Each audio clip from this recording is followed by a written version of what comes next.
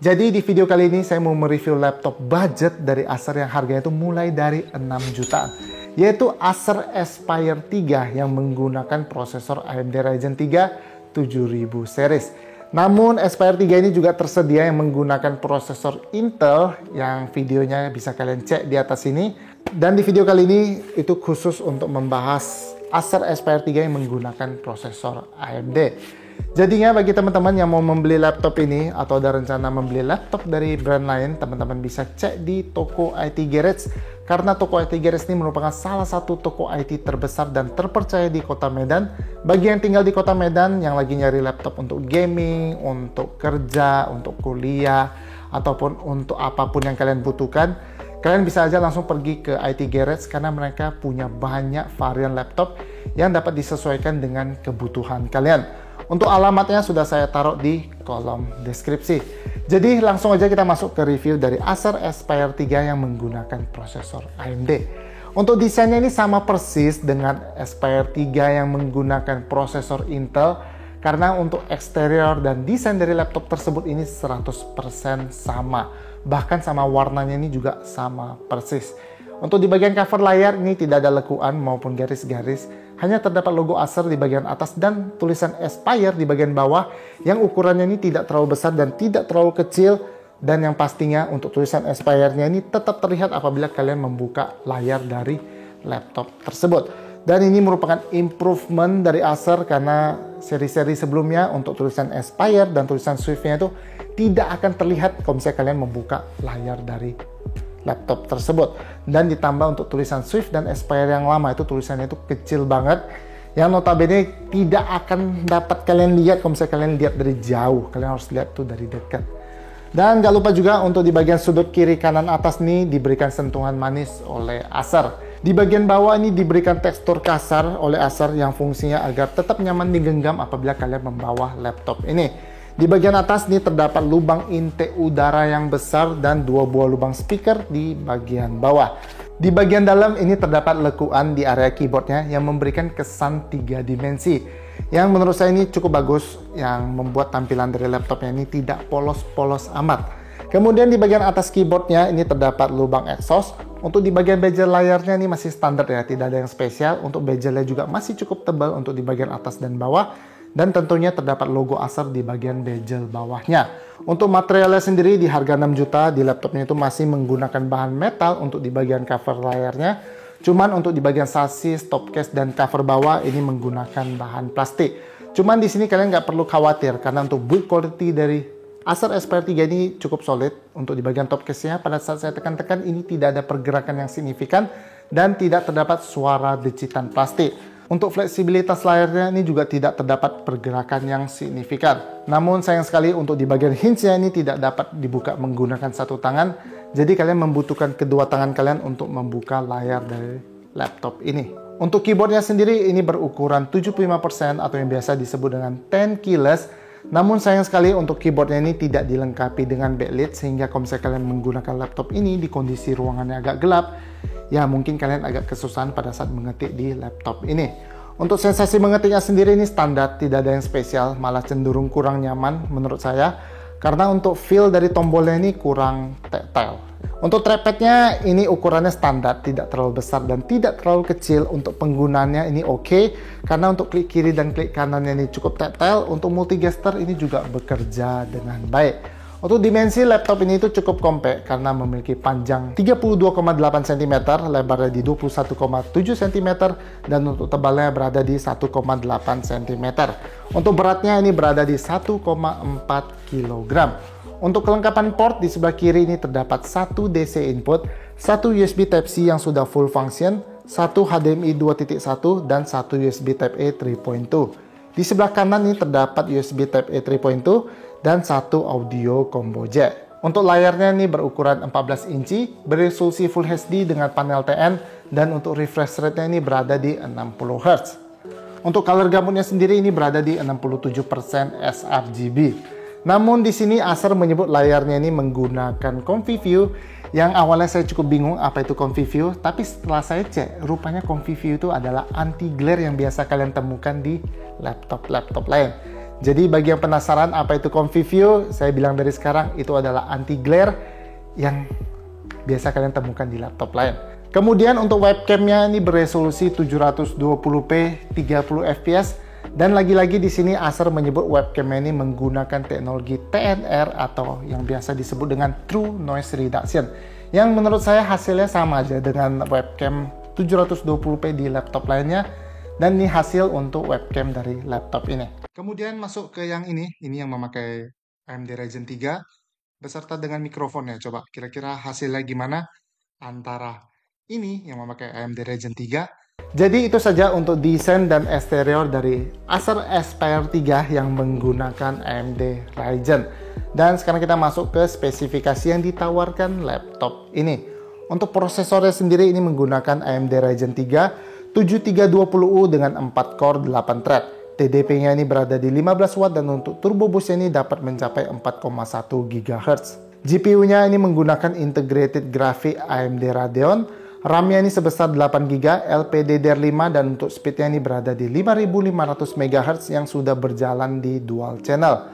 Untuk kapasitas penyimpanan ini sebesar 512 GB menggunakan SSD NVMe PCIe Gen 4. Namun sayang sekali di laptop ini kalian sudah tidak dapat upgrade kapasitas RAM karena untuk RAM-nya ini sudah tersolder ke motherboard dari laptop ini. Untuk kapasitas penyimpanan ini kalian hanya mendapatkan satu slot M.2 yang sudah terpasang sebesar 512 GB. Namun saya rasa untuk kapasitas penyimpanannya ini sudah sangat cukup untuk laptop budget karena untuk 512 GB itu sudah cukup besar untuk laptop 6 jutaan. Karena tentunya kalian tidak mungkin menyimpan file-file besar di laptop ini. Untuk coolingnya sendiri ini menggunakan satu heat pipe dan satu fan. Untuk speakernya ini ada dua di bagian bawah kiri dan kanan, dan ini hasil suara dari speaker dari laptop ini.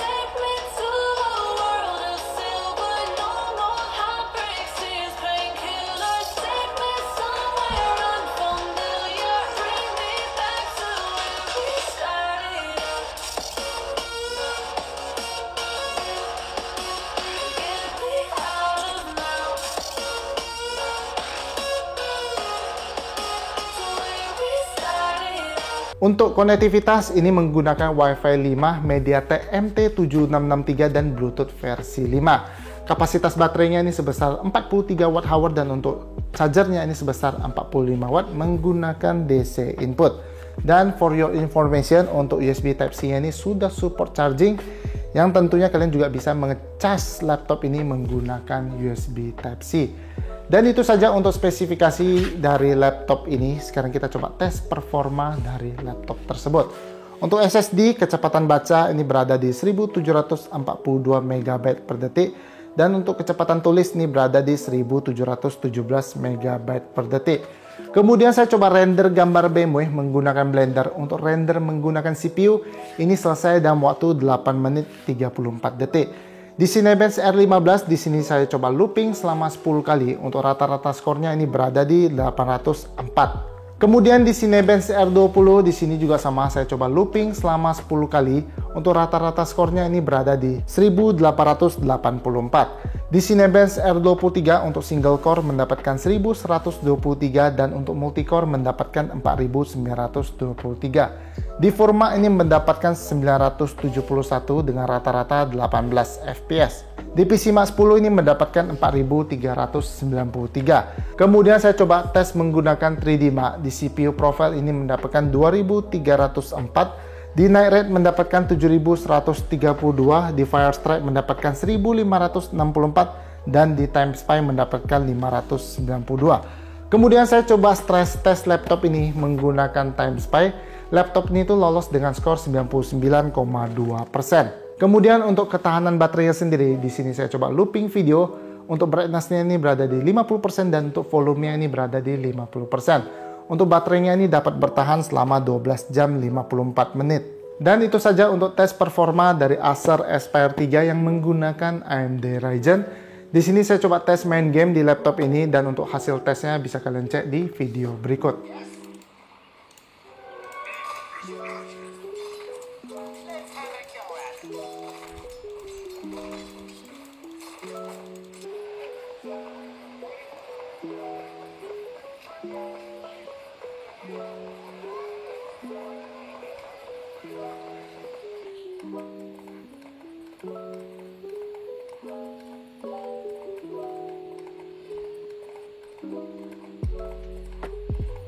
Dan itu saja untuk tes main game di laptop ini. Secara overall gameplay ini tidak dapat berjalan dengan lancar, apalagi di game AAA seperti game The Witcher 3 maupun game Cyberpunk. Karena memang untuk Aspyr 3 ini tidak dirancang untuk memainkan game, jadinya tentunya tidak dapat berjalan dengan lancar. Namun kalau misalnya kalian tetap ingin memainkan game di laptop ini, saya sarankan mainlah game yang speknya itu seperti Dota 2 yang masih dapat berjalan dengan lancar di laptop tersebut.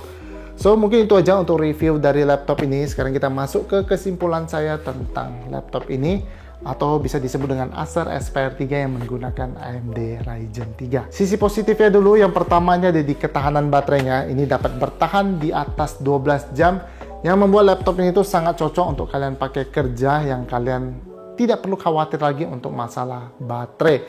Kemudian yang kedua ini ada di USB Type-C-nya yang sudah full function, di mana kalian sudah bisa ngecas menggunakan DisplayPort di USB Type-C ini, yang notabene biasanya fasilitas itu hanya ada di port Thunderbolt, tapi di sini Acer memberikan fasilitas tersebut di USB Type-C ini.